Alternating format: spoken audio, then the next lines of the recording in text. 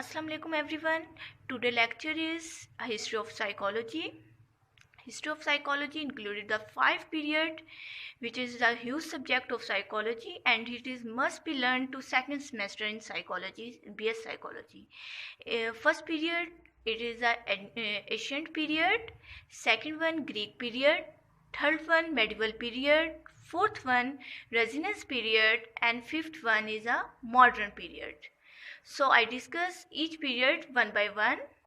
जी, ancient period में जो कि फर्स्ट पीरियड है हिस्ट्री ऑफ साइकोलॉजी का, एशियंट पीरियड जब स्टार्ट हुआ था, एक्चुअली उससे पहले साइकोलॉजी की टर्म का कोई कॉन्सेप्ट नहीं था.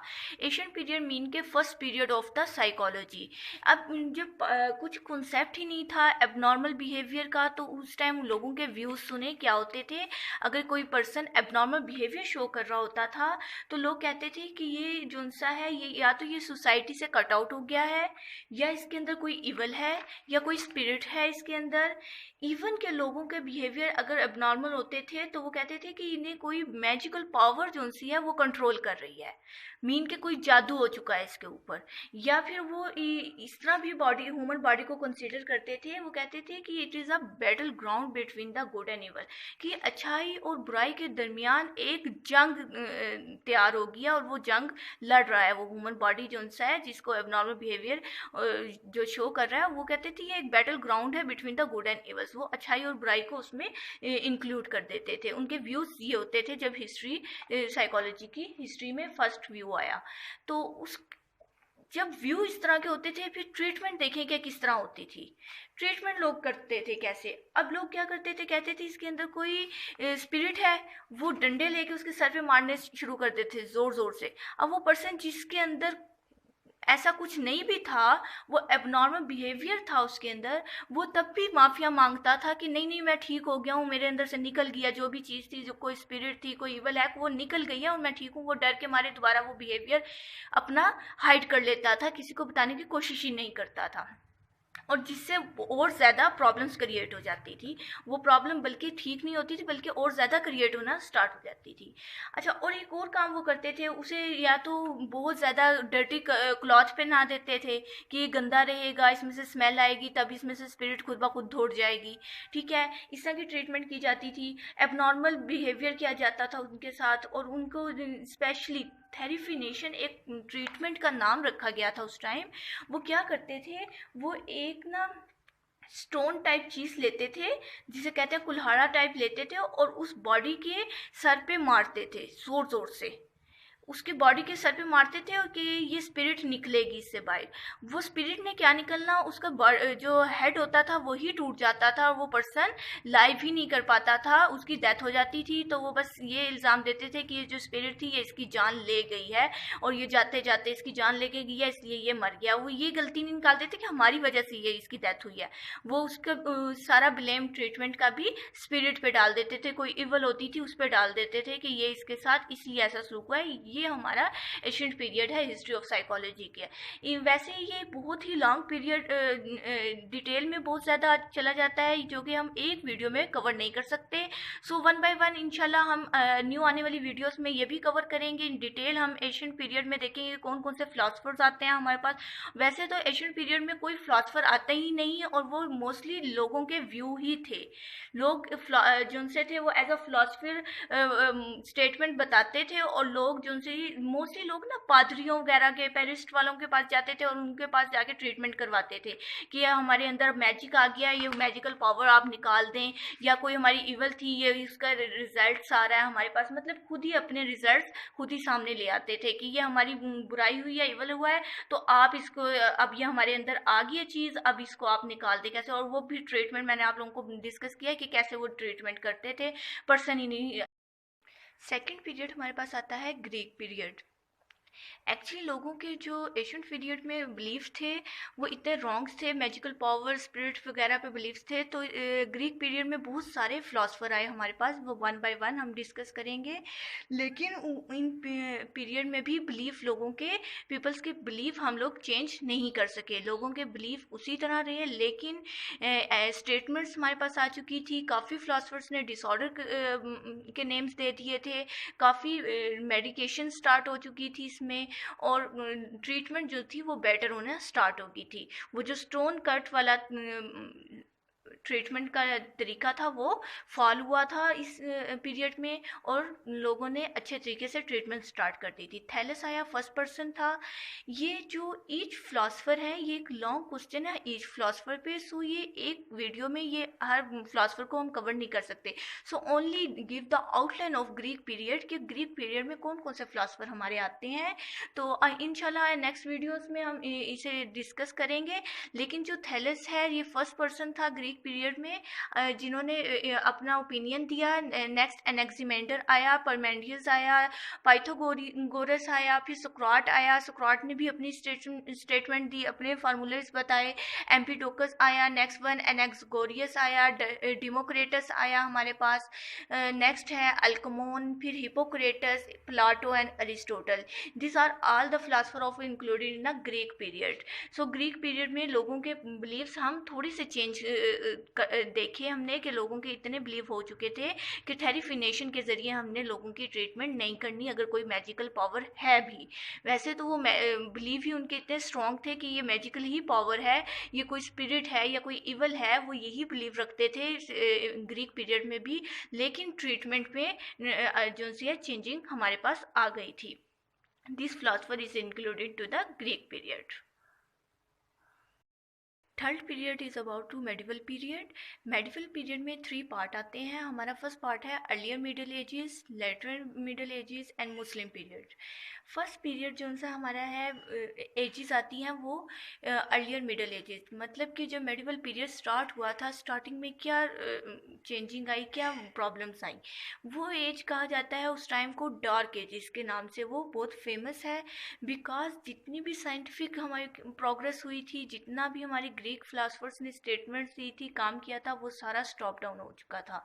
So that this time period is called the dark ages.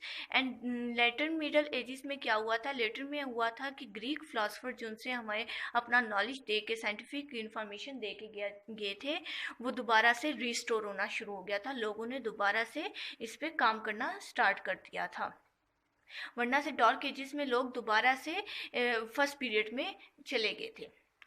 फिर हमारे पास आए मुस्लिम पीरियड स्टार्ट हुआ। मुस्लिम हमारे पास साइंटिस्ट आए, फिलासफर्स आए। उनमें कौन कौन से हमारे इंक्लूड हैं, अबू अल हाशिम है, इब्न अल हातिम है, अबुल हमीद अल गज़ाली हैं हमारे पास, अबू अल नासिर अल फराबी हैं, इब्न सीना है। ये मुस्लिम पीरियड था, इसमें मुसलमानों ने काम किया साइकोलॉजी की फील्ड में, और इन्होंने अपने अपने ओपिनियन दी, अपनी अपनी स्टेटमेंट्स दी कि कैसे ट्रीटमेंट किया जाता है। इस पीरियड में कुछ ऐसे हुआ था कि न्यू हॉस्पिटल्स क्रिएट किए गए थे, एस्टेब्लिशमेंट स्टार्ट हो गई थी हॉस्पिटल्स की, और जो उनसे एबनॉर्मल बिहेवियर वाले पर्सनस थे उनके साथ ट्रीटमेंट बहुत नाइसली करने स्टार्ट कर दिया था। मतलब कि उन्हें बहुत प्यार देते थे, उनकी बात को सुना जाता था, उनकी बात को ओबे करते थे, इवन कि गिफ्ट्स वगैरह देते थे उन्हें, उनकी कंडीशन अच्छी रखते थे, उनको किसी न किसी एक्टिविटी में इन्वॉल्व रखते थे ताकि उनकी जो मेंटली कंडीशन है वो स्ट्रेंथफुल हो सके।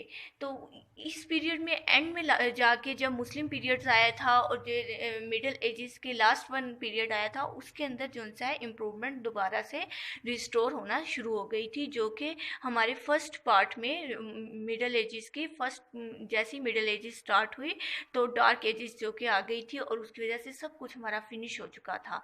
So that this is a medieval period. Fourth one period is a resonance period. It is the 17. This period is referred to the 17th to 19th century. This period is emphasized on the methodological science and mathematics. This period is also known as a scientific revolution. इस period को scientific revolution इसलिए कहा गया क्योंकि इस period के अंदर बहुत से mathematical, scientific and methodological new terms add हुई थी। और वो किन पर्सनस ने ऐड की थी, वो फिलासफर कौन थे, वो ये फिलासफर थे, फ्रांसिस बेकन था, विलियम हार्वे था, डेविड हॉर्टले था, सर फ्रांसिस गैल्ट्रॉन, विलियम वॉन्टेड डेविड था, उसके बाद जोहन वेरे था और वेबर था। ये सब फिलोसफर थे जिन्होंने रेजिनेंस पीरियड में काम किया और इन्होंने new scientific quotation, scientific terms add की थी, साइंटिफिक न्यू ट्रीटमेंट भी इन्होंने ऐड की थी इस पीरियड में। ये काफ़ी लेंथी पीरियड था, इस पीरियड में काफ़ी इम्प्रूवमेंट हुई। 14 न्यू जो हॉस्पिटल क्रिएट किए गए थे, इन इस्टेब्लिशमेंट हुए थे इन इंग्लैंड में और बाकी भी कंट्रीज़ में, जर्मन में, स्पेन में, इनमें भी काफ़ी इम्प्रूवमेंट आ गई थी इन एबनॉर्मल बिहेवियर को ट्रीटमेंट करने के लिए। So that is a scientific revolution इसलिए कहा जाता है क्योंकि इसमें साइंटिफिक तौर पे साइकोलॉजी को लिया गया था। उससे पहले साइकोलॉजी को साइंस की ब्रांच नहीं कहते थे। इस पीरियड में फिलासफर ने डन किया था कि ये एक साइंस की जी। फिफ्थ वन हमारे पास पीरियड आता है modern period. It is a very important period for people point of view. So in which period first one is a voluntarism, in which every topic is very important for people point of view. Voluntarism पे अलग से long question आ सकता है, structuralism पे अलग से आपका long question आता है, इसी तरह सो ऑन आपके सब पे आ सकते हैं। तो फर्स्ट वन हम करते हैं वॉलंटिज्म। वॉलंटिज्म विलियम वॉन्टिट ने दिया था हमें और इसने मॉडर्न पीरियड में बताया था कि कौन कौन सी न्यू हमारे पास चेंजिंग आती हैं वॉलंटिज्म में। स्ट्रक्चरलिज्म एडवर्ड टीचनर ने, जो कि मैं थोड़ा बहुत स्ट्रक्चर पे बेस करता है, मैंने आपको प्रीवियस लेक्चर में आप लोगों को अंडरस्टैंड करवा दिया स्ट्रक्चरलिज्म का मेन थीम। अदरवाइज ये एक लॉन्ग क्वेश्चन है, या इस पे अलग से एक वीडियोस अपलोड होगी। नेक्स्ट वन है हमारे पास फंक्शनलिज्म, जो कि विलियम जेम्स ने प्रपोज किया था और इस पे भी हमने पहले डिस्कस कर लिया है। साइको एनालिसिस एक अलग से लॉन्ग क्वेश्चन है जिसका फाउंडर है सिगमंड फ्राइड। फ्राइड ने इसको साइको एनालिसिस को असल में प्रपोज किया था, बट इस पे काम कॉल्डर्स जंग ने, एडलर, किरण हॉर्ने ने और एरिक रिक्सन ने भी साइको एनालिसिस पे काम किया, जिसे साइकोडायनामिक भी कहते हैं साइको एनालिसिस को।